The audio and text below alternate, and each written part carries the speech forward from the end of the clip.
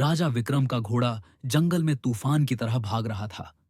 उसकी पीठ पर काला झंडा हवा में सांप की तरह फड़फड़ा रहा था, एक अशुभ संकेत। पीछे उन अज्ञात जीवों की भयानक चीखें और भारी पदचाप तेज होती जा रही थीं। उनकी गति अविश्वसनीय थी, मानवीय नहीं। लगता था पेड़ों की छायाएं ही उसे पकड़ने दौड़ रही हों। उनकी लाल आंखें अंधेरे में जंगल की आग के दहकते अंगारों की तरह चमक रही थीं।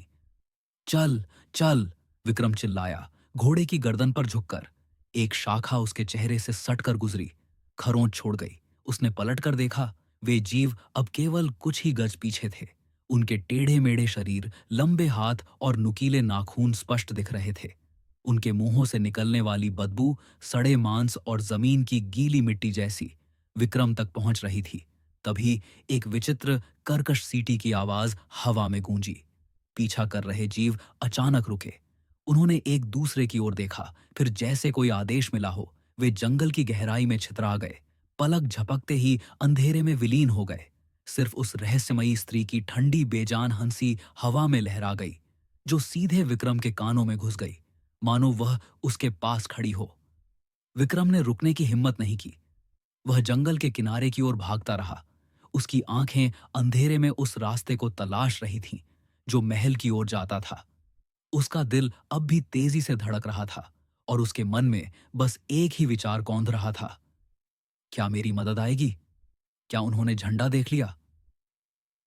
मंत्री विश्वासदेव का दल घोड़ों पर सवार तूफान की तरह काला वन की ओर बढ़ रहा था।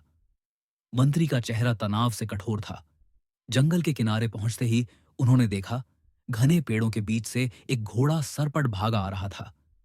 उस पर सवार व्यक्ति के कंधे पर काला झंडा अभी भी फहरा रहा था। महाराज! विश्वासदेव की आवाज में राहत और चिंता का मिश्रण था। उसने अपने घोड़े को रोका और सिपाहियों ने तुरंत एक सुरक्षा घेरा बना लिया। तलवारें निकालकर जंगल की ओर मुंह की। विक्रम उनके पास आकर रुका। उसका चेहरा पीला था, सांसें फूली हुई थीं, कपड़े फटे हुए थे, चेहरे पर खरोंचें थीं। वह घोड़े से लड़खड़ाता हुआ उतरा। मंत्री तुरंत आगे बढ़ा, उसका हाथ थामने को। महाराज, आप सुरक्षित हैं। भगवान का शुक्र है। क्या हुआ? वे कौन थे? विश्वासदेव की आंखें राजा के चेहरे को जांच रही थीं, उसके अनुभव का भय ढूंढ रही थीं। विक्रम ने गहरी सांस ली। उसकी आंखें अभी भी जंगल की गहराई की ओर टिकी थीं, मानो वहां कोई छिपा देख रहा हो। विश्वासदेव, वह स्त्री। उसकी आवाज कांप रही थी। वह मनुष्य नहीं थी और उसके साथ ही वे वे राक्षस थे। उसने अपनी तलवार की मूठ को मजबूती से पकड़ लिया, जैसे उसे अभी भी उसकी जरूरत थी। राक्षस! एक सिपाही ने डर से फुसफुसाया। दूसरों ने अपनी तलवारें और भी कसकर पकड़ लीं, जंगल की ओर डरी हुई नजरों से देखते हुए। हां, विक्रम ने सिर हिलाया, अब मंत्री की ओर देखते हुए। उसकी आंखों में एक अजीब सा खालीपन था, जैसे वह किसी दूसरी दुनिया से वापस आया हो। उनकी आंखें लाल थीं, जलती हुई, और उस स्त्री, उसके गले पर नाखूनों के निशान थे। मैंने मैंने वहां अपनी बहन की नथ देखी। उसकी आवाज में दर्द और क्रोध का पुट था। विश्वासदेव स्तब्ध रह गया। राजकुमारी रोहिणी का गायब होना पूरे राज्य का एक अनसुलझा दर्द था। राजकुमारी की नथ कालावन में? भगवान! उसने गहरी सांस ली। महाराज, यह जगह अभी खतरनाक है। हमें तुरंत यहां से निकल जाना चाहिए।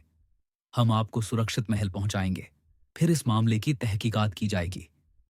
विक्रम ने चुपचाप सिर हिला दिया। वह विश्वासदेव के सहारे फिर से घोड़े पर चढ़ा। मंत्री ने संकेत दिया और सिपाहियों ने उन्हें बीच में लेकर हर समय चौकन्ने महल की ओर वापसी शुरू कर दी। हर कोई जानता था कि जंगल अब भी उन्हें देख रहा है। विश्वासदेव राजा के पास ही घोड़ा दौड़ा रहा था। उसकी चिंता कम नहीं हुई थी। राजा का व्यवहार अजीब था। वह बहुत चुप था, बिल्कुल भी बात नहीं कर रहा था। जब विश्वासदेव ने उसकी ओर देखा तो वह सीधे आगे देख रहा था। उसके चेहरे पर कोई भाव नहीं था। फिर चांदनी की एक तिरछी किरण राजा के चेहरे पर पड़ी। विश्वासदेव की सांसें रुक गईं। राजा विक्रम की आंखें, जो हमेशा गहरी, बुद्धिमान काली रही थीं, उनमें एक फीकी लेकिन स्पष्ट लाल चमक थी। वही चमक जिसका वर्णन राजा ने उन जीवों के लिए किया था। मंत्री का दिल जोर से धड़का। उसने अपना चेहरा तुरंत सीधा कर लिया, लेकिन उसका मन तूफान की गति से चलने लगा। यह क्या है? क्या ये महज थकान और डर का प्रभाव है? या क्या जो महल लौट रहा है वह सच में राजा विक्रम है? तभी राजा ने धीरे से अपना सिर घुमाया और सीधे विश्वासदेव की आंखों में देखा। उसके होठों पर एक बेहद हल्का, लगभग अदृश्य सा मुस्कुराहट का भाव आया। ठंडी, बेजान और पूरी तरह से अप्राकृतिक। यह वही मुस्कान थी जो उस रहस्यमयी स्त्री के चेहरे पर खंडहर में दिखी थी। विश्वासदेव ने अपना घोड़ा थोड़ा पीछे खींच लिया। उसकी हथेलियां पसीने से तर हो गईं। उसने एक सिपाही को आंख मारकर चुपचाप राजा के पीछे चलने का इशारा किया। अब उसकी प्राथमिकता बदल गई थी।